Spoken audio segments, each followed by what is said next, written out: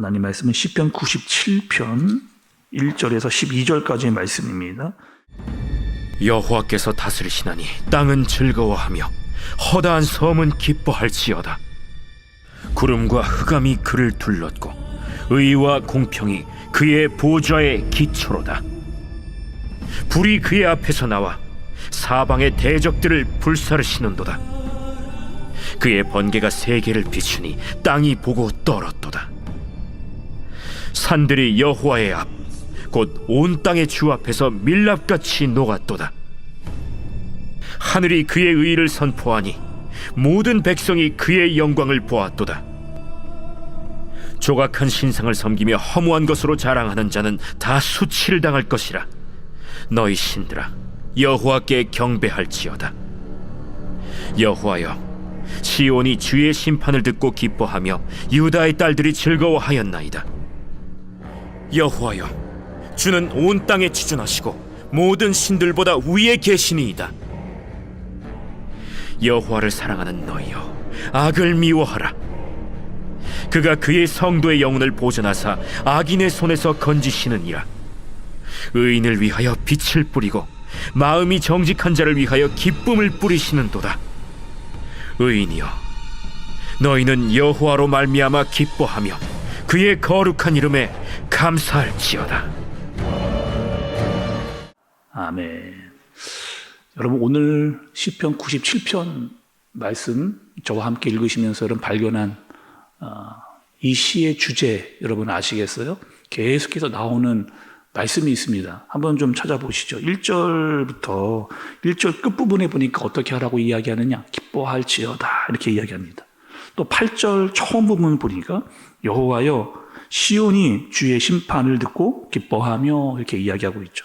또 11절 마지막에도 기쁨을 뿌리시는도다 이렇게 이야기합니다. 그래서 오늘의 시편의 말씀은 기쁨입니다. 우리가 여러분 빌립보서 마치고 시편을 시작하면서 계속 우리에게 지금 말씀하시는 바가 있거든요. 뭐라고 이야기하느냐? 노래하라, 찬양하라, 기뻐하라. 계속 우리가 이렇게 이야기하고 있습니다. 마치 연말을 보내고 있는 우리에게, 또 새해를 준비하는 우리에게 계속해서 말씀은 우리에게 기뻐하라, 찬양하라, 노래하라 이렇게 이야기를 지금 하고 있는 거죠. 그리고 오늘 말씀은 1절부터 12절까지 계속해서 반복하면서 뭘 이야기하느냐? 기뻐하고 기뻐하고 기뻐하라 이렇게 이야기를 하는 거죠. 처음부터 끝까지. 다시 말하면 여러분 이런 겁니다. 하루를 시작할 때 기쁨으로 시작했다면 끝날 때도 기쁨으로 맞춰라 이렇게 이야기하는 거죠. 여러분 하루를 어떻게 시작하세요? 예배로 시작하고 말씀, 그래 기뻐하자 기뻐하자 기뻐하자 시작했는데 세상에 나와서 오만 일을 다 당하고 나서 밤에 오늘 너무 기뻤어 이렇게 끝나는 경우가 많으세요. 진짜 너무 힘들고 어렵고 괴롭고 마음이 힘들다라고 여러분 끝날 때가 많으세요. 여러분 하루 자체가 때로는 힘듦의 연속이잖아요. 괴롭고 힘들고 어려울 때가 더 많이 있잖아요. 그러면은 목사님 어떻게 매번 기뻐할 수가 있습니까? 오늘 시인처럼 하루 종일 우리는 어떻게 기뻐할 수 있습니까? 매일매일 똑같은데요? 똑같은 루틴으로 이렇게 돌아가는데요? 아침에 눈을 떠서 오늘 하루 또 어떻게 살아야 되느냐 이런 마음이 들 때가 더 많은데 특별히 기쁘고 좋은 일이 없는데 어떻게 기뻐할 수가 있습니까? 또 주위를 둘러봐도요, 그렇게 기쁘게 즐겁게 사는 사람 별로 없습니다. 이렇게 이야기할 수 있잖아요. 여러분 한번 생각해 보시죠. 오늘 말씀 들으시면서 나는 언제 이렇게 기뻐했는가? 내 마음은 언제 기쁨이 막 이렇게 솟구쳐 올라왔는가? 물론 사람들마다 다 언제 기뻤는지 다를 수 있습니다. 근데 대부분 사람들은 언제 기뻐하느냐? 이럴 때 기뻐하죠. 성공했을 때 기쁩니다. 또 어떤 취업에 성공을 했거나 진급에 성공을 했거나 또 사람들에게 인정을 받았을 때 우리는 여러분 그때 보통 기뻐하는 경우가 많이 있습니다. 또 어떤 상황에 따라서 좋고 나쁨에 따라서 내 마음이 이렇게 기뻐해지는 거죠. 성경이 말하는 기쁨은 여러분 성경이 말하는 기쁨은요 내 상황이 좋고 나쁨에 좌지우지 되어지는 그런 기쁨이 아닙니다. 왜냐? 상황에 따라 오는 기쁨은요 금세 이 기쁨이 사라지기 때문에 그러거든요. 예를 한번 여러분 제가 들어보겠습니다. 어떤 명품 또 가방을 하나 이렇게 비싼 돈 주고 예를 들어볼까요? 한 300만 원짜리 뭐 그런 백, 옷을 이렇게 사서 동창회 모임에 나갔습니다. 와, 그랬더니 그 친구들이 그 옷이와 백을 보고 와, 너 진짜 성공했구나. 와, 그 보통 비싼 옷 아닌데 너 그런 입을 정도 됐구나. 그런 말 들으면요, 은근히 내 마음 가운데 기분이 좋아져요. 왜? 인정받는 기쁨이 들거든요. 또 어깨가 나름 이렇게 알게 모르게 쓱 올라가는 경우도 있습니다. 근데 그 똑같은 옷과 가방을 가지고 다른 모임에 나간 거예요. 지난번 나갔을 때는 막 사람들이 인정해 줬거든요. 그리고 똑같은 옷과 가방을 메고 다른 모임에 갔습니다. 다른 모임에 갔는데 아무도 알아보지를 않는, 저 몸에 갔을 때는 굉장히 기분이 좋았거든요. 근데 그 백과 옷을 입고 나가는데 아무도 못 알아주니까 기분이 별로 좋지 않은 겁니다. 그럼 뭘 이야기하는 거예요? 그러니까 상황에 따라서 우리에게 오는 기쁨이 왔다 갔다 하는 기쁨은, 성경이 말하는 기쁨은 여러분 아니라는 겁니다. 그러면 도대체 성경에서 오는 기쁨은 도대체 어떤 것이냐? 어떤 걸까요, 여러분? 우리는 어떻게 날마다 기뻐하고, 이런 말씀도 있잖아요. 항상 기뻐하잖아요. 어떻게 항상 기뻐할 수 있는가? 그것을 우리가 여러분 알아야 되는 겁니다. 12절의 말씀을 한번 보시죠. 12절. 의인이여, 너희는 여호와로 말미암아 기뻐하며 그의 거룩한 이름에 감사할지어다.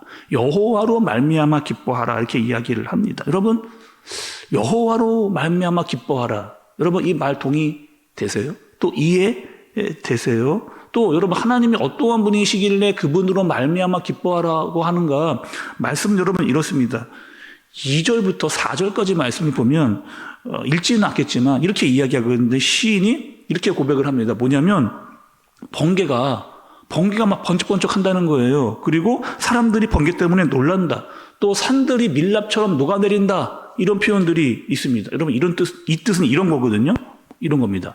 하나님께서 모든 자연 만물을 다 그분이 만드셨다는 거예요. 그리고 그 만물 가운데는 뭐가 있느냐?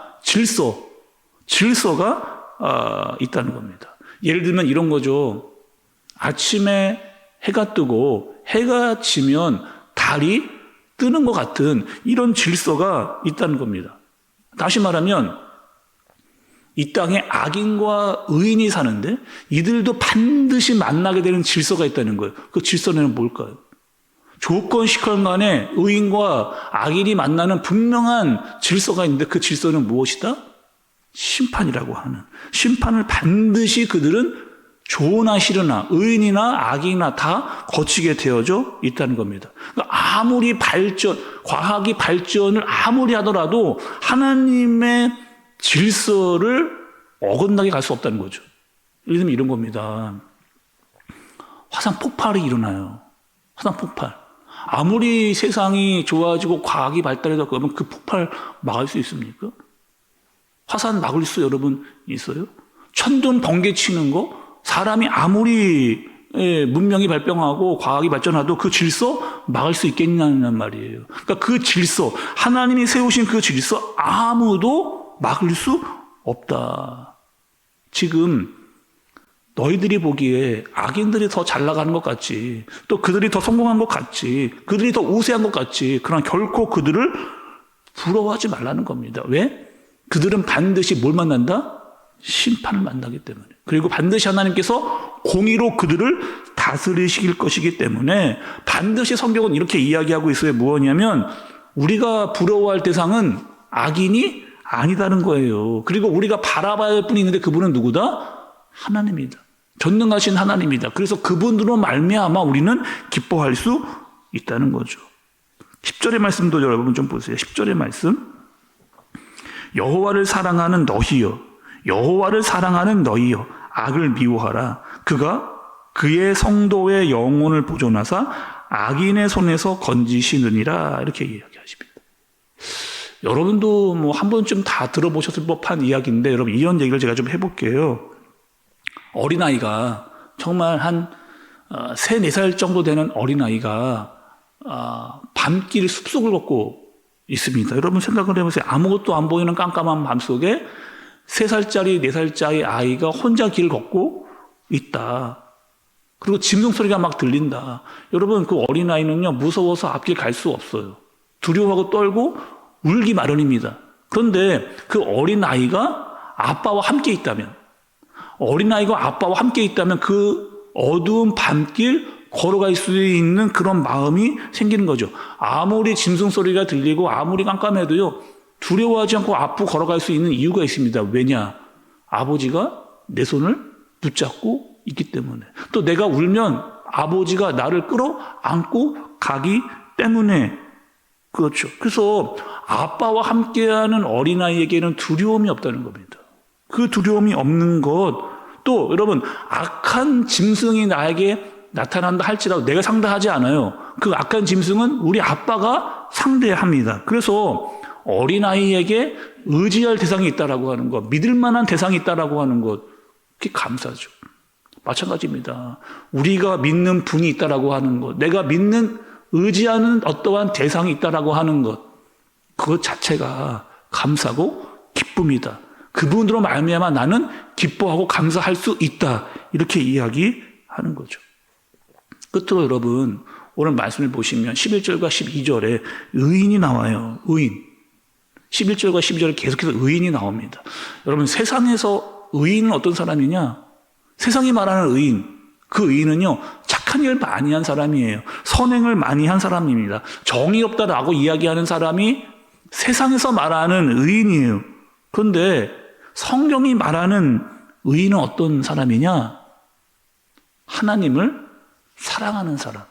하나님을 사랑하는 사람이 의인입니다. 오늘 여러분 말씀을 들으시면서 한 가지는 반드시 여러분께서 기억하시면 좋겠습니다. 의인은 어떤 사람이다? 하나님을 사랑하는. 그러니까 하나님을 사랑하니까 그분으로 말미암아 기뻐할 수 있는, 또 의인은요, 그분을 사랑하기 때문에 그분을 막 갈망하는 그런 사람이 여러분 의인이에요. 루터는 이렇게 이야기했습니다. 그리스도인은 어떤 사람들이냐? 죄인이면서 의인이다. 죄인이면서 의인이다. 그러니까 우리는 죄 가운데 살면서 죄의 영향을 받지만 그 죄 가운데 빠지지 않고 우리는 어떻게 살아간다? 하나님을 사랑하는 거예요. 죄 가운데 있지만 우리는 죄를 사랑하지 않고 하나님을 사랑하는 자, 그 자가 누구다? 의인이다. 라고 누가요? 성경이 말씀을 하는 거죠. 그러니까 죄가 와도 우리는 죄에 빠지지 않고 믿음으로 말미암아 그 죄를 이기고 하나님을 사랑하는 마음으로 사는 자가 의인이다.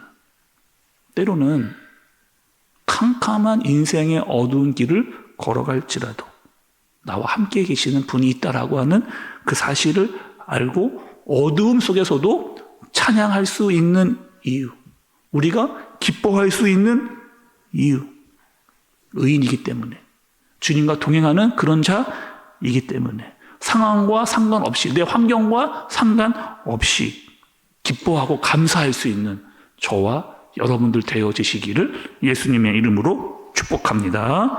기도하겠습니다. 하나님 아버지, 우리가 하루를, 그리고 한 달, 1년을 항상 기뻐하며 살아가게 하여 주옵소서. 여호와로 말미암아 기뻐하게 해주시고 그분이 나와 함께 해주시기 하기 때문에 감사할 수 있도록 인도하여 주옵소서. 하나님 만들어 놓으신 자연 만물을 보고 기뻐할 수 있도록 인도해 주시고 상황에 따라 좌로나 우로나 치우치지 않고 주님과 함께 동행하는 것 때문에 기뻐하며 살아가는 내가 되어지도록, 우리 식구들이 되어지도록, 우리 교회가 되어지도록 인도하여 주옵소서. 예수님의 이름으로 기도드리옵나이다. 아멘.